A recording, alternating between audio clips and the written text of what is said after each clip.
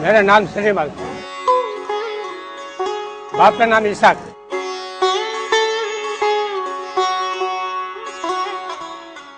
ऐसी हमारे मादरी कैंप में घर दूसरे पे किराए पे रहता हूँ। बाद में छोटा था ना, मैं मेरे बाप के साथ गया था, घूमते थे। उसने मेरे को यही धंधा सिखाया तो मैंने ये सीख गया, बस अभी तक यही कर रहा हूँ मैं। अभी अच्छे माशाल्लाह अभी 2 बच्चे हैं हमारे, वो दूसरा काम करता है, मगर ये काम नहीं सिखाया क्योंकि ये काम हवाई रुचि है, कभी है कभी नहीं है।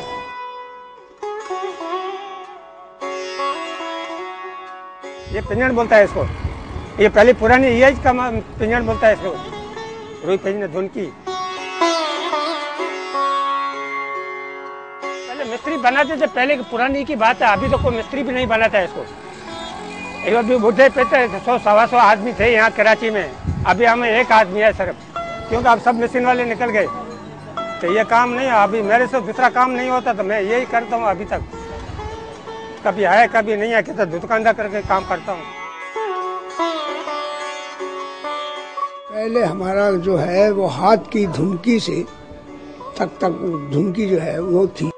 उसके बाद वो अब उसमें अफोर्डेबल नहीं रहा, उससे अब गुजर बौकात नहीं हो सकती, लिहाजा अब ये जदीद तकाज़ों के मुताबिक ये अब मशीन है। पहले उससे हम 2 रज़ाई बना सकते थे, अब इससे हम 100 रज़ाई बना देंगे। पहले रज़ाई जो होती थी वो पहले जो रुई ज़मीन से निकलती है, देसी रुई जिसे कहते थे, उससे बनती थी।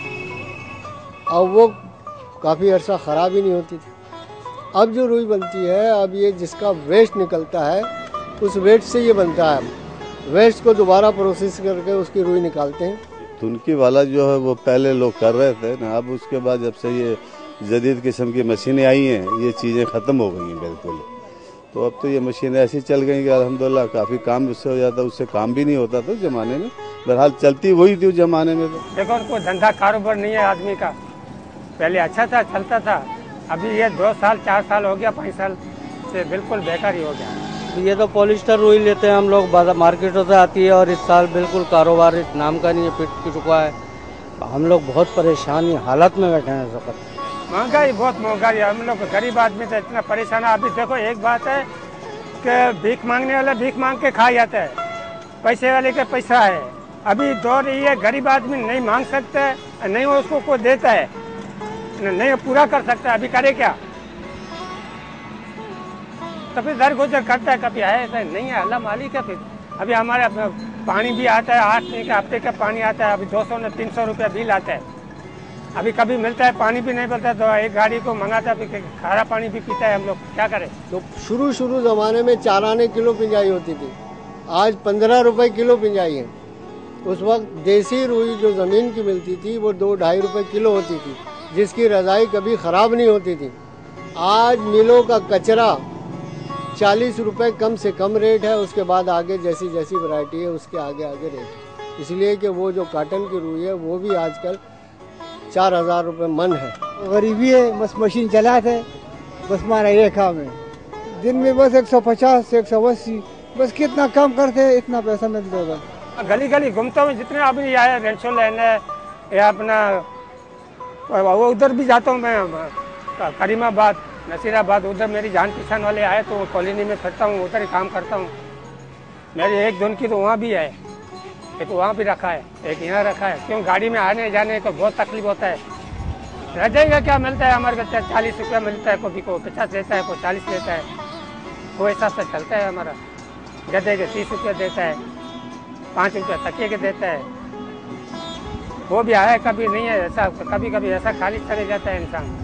ज़्यादातर मजदूर की परेशानी की वजह से ये काम बहुत से दुकानदार भी छोड़ रहे हैं और हवाई काम हो गया ये। अब बहुत सारे इसके दूसरे लवाजमात आ गए और फोम आ गया, गद्दों की जगह में फोम आ गया, फोम के तकिए आ गए, इसलिए ये काम दिन ब दिन रोज़ाना कम होता जा रहा है। रज़ाई 200-150 रुपए की रज़ाई, समझे ना, बहुत से बहुत गद्दा 130 140, समझे ना, मुख्तलिफ है। रुई का पॉलिस्टर नाम की रुई बिक रही है इस वक्त, समझे ना, रुई तो है ही नहीं, रुई अफोर्ड नहीं कर पाता आदमी, 70 रुपए किलो की रुई है। अभी तेजी से फेंकते हैं, अभी आपको तो छोड़ दिया, अभी 4-5 साल हो गया। नमाज पढ़ता हूँ, अल्लाह अल्लाह करता हूँ, बच्चे लोग देखते हैं, अभी क्या मना भी नहीं कर सकते, क्या करें, आजकल दौर ऐसा है।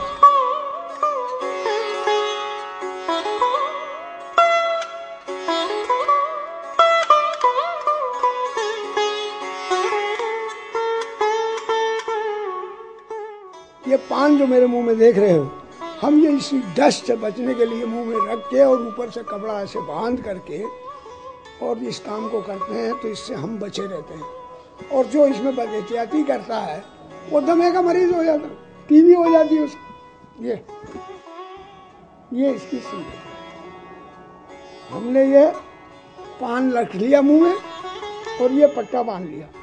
अब हमारा तमाम जो है इसके ये जो बुखारात हैं, जो डस्ट है, वो तमाम नाक के रास्ते जाती है तो वो पान के ऊपर रुक जाती है, गले में जाती है तो वो भी पान पे रुक जाती है।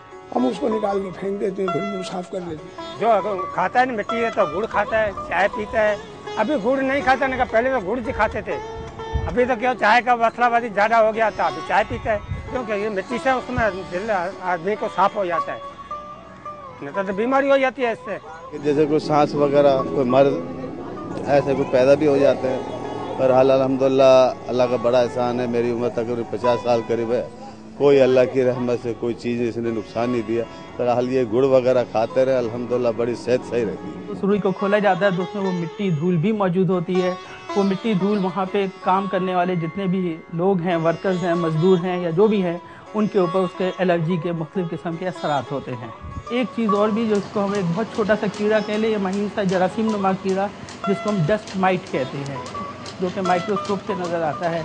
और वो डस्ट माइट का जो फुजला होता है उसके अंदर भी एक एंटीजन होता है जो कि जिस्म में दाखिल होकर जो एलर्जी करता है। इस किस्म के रुई के तमाम पार्टिकल जो हमारे छोटे छोटे नाक के रास्ते सांस की नाली में जाते हैं और मुसलसल एलर्जी पैदा करते हैं। एलर्जी किस तरह से पैदा करते हैं कि नाक की जो झिल्ली है, म्यूकस मेम्ब्रेन है, वो सूज जाती है। वो सूज जाती है, नाक उसमें से म्यूकस यानी पतला पतला नज़ला जो है वो बहना शुरू हो जाता है, नाक बंद हो जाती है, पीछे गिरना शुरू हो जाता है नज़ला। उस नज़ले के पीछे गिरने के साथ साथ ये धूल के पार्टिकल और डस्ट माइट के जो चीज़ें हैं, एलर्जिक फैक्टर्स हैं, वो सारे के सारे सांस की नाली फेफड़ों में जाते हैं, जहाँ पे वो अपना एक एलर्जिक रिएक्शन पैदा करते हैं जिससे सांस की तकलीफ़।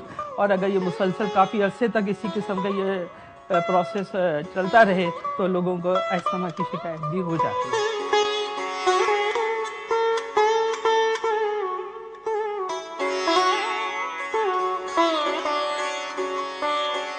खत्म तो हो गया, अभी क्या है, अभी 100-150 आदमी में हमला एक आदमी अभी जिंदा है तो करता है, ये काम करता हूँ। दूसरा हमारे को आए भी नहीं, को आसरा ही नहीं है धंधे का, क्या करे, मैं जानता भी नहीं है दूसरा काम, ये सीखा हुआ है बचपन से।